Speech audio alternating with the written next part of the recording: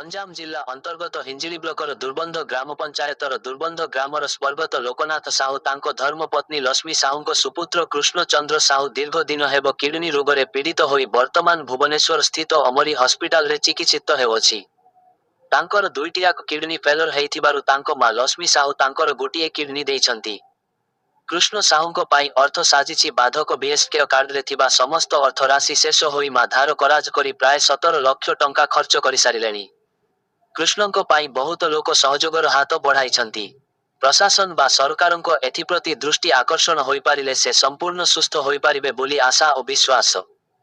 विपदर बंधु संघ मध्य सहयोगर हाथ बढ़ाइबा सह ग्राम लोक और कांचुरु अंगनवाड़ी मा माने दुर्बंध ग्रामर बालकृष्ण पाड़ी, सुशांत कुमार दास एवं संतोष समेत समस्ते तांको पाइन सहयोग आशा करिसंती।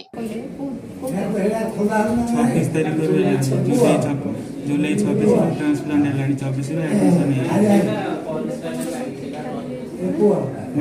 टिके असुविधा अच्छी पैसा भी बहुत टिके प्रॉब्लम अच्छी केस कोई पहुंच डॉक्टर माने डिस्चार्ज कर दी छन केस रे ही चली केस बहुत जा असमर्थ दे छन आ ए भी सहयोग समस्त